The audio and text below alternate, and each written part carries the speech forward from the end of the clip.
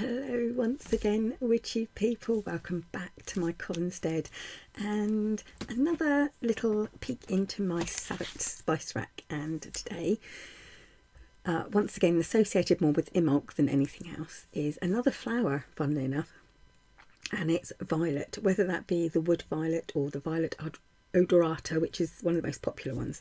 I love violets. I have an admission to make. I've killed off all the violets in my garden. I guess that,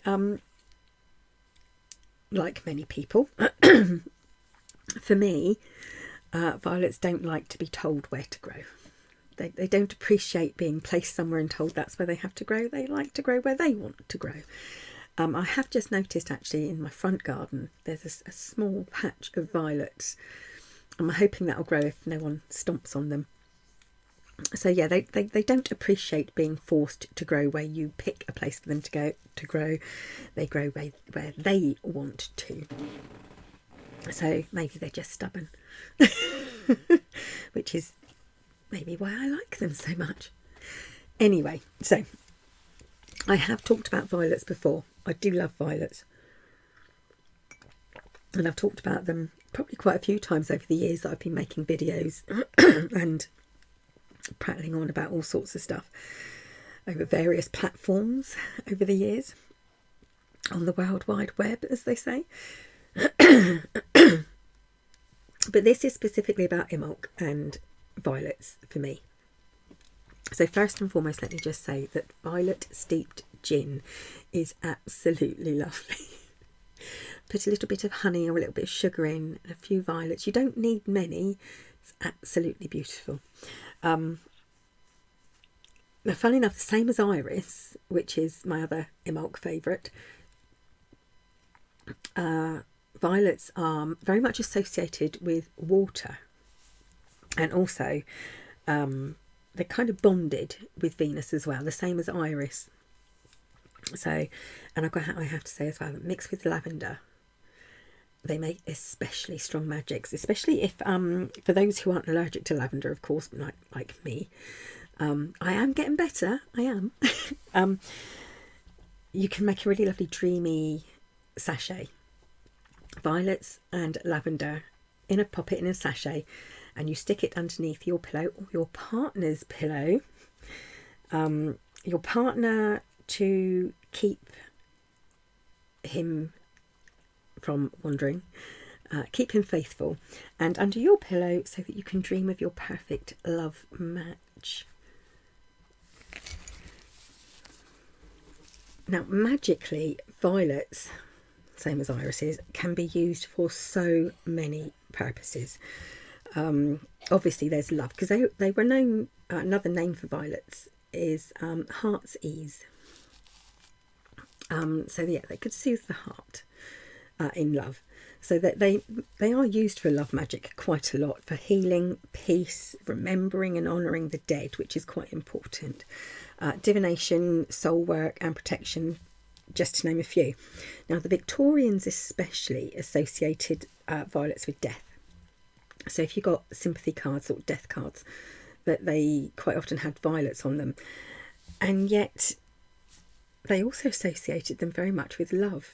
And maybe that's because, you know, that they bloomed sort of like late January through early February. You get a lot of blooming, and of course that's Valentine's Day.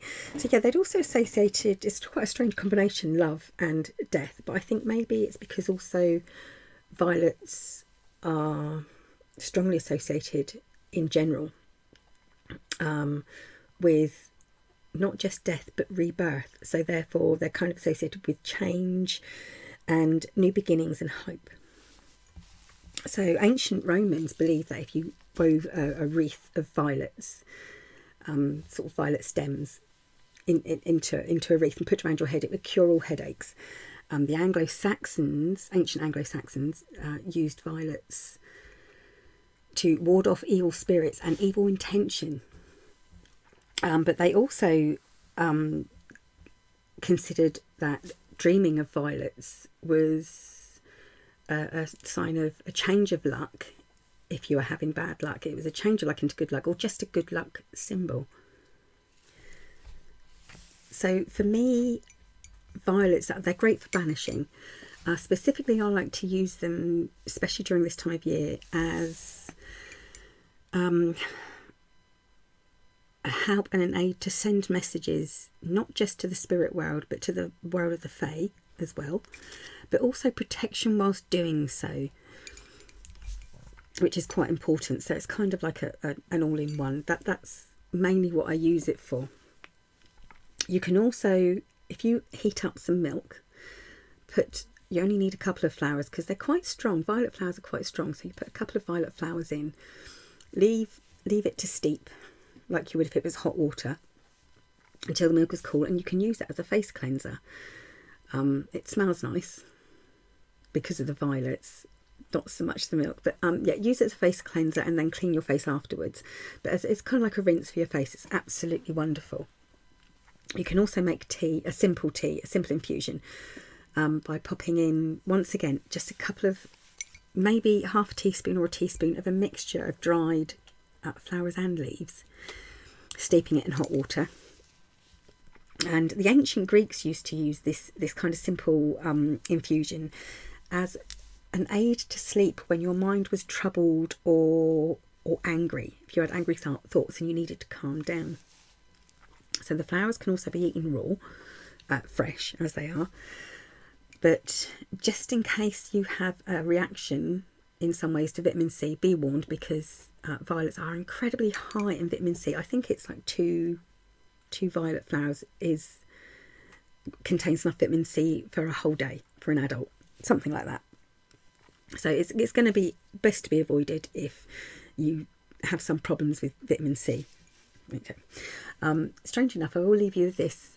Here in the south of England, there is a very old and quite forgotten custom where if you wished upon a star, if you held a violet flower in your hand or about your person, or even sort of tucked into your hair behind your ear, anyway, if you had this violet upon you whilst you wished upon a star, it strengthened your wish and was surefire way to make it come true.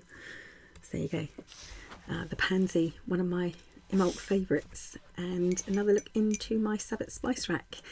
Thank you for watching and thank you for listening, witchy people. I'll be back very soon. Bye for now.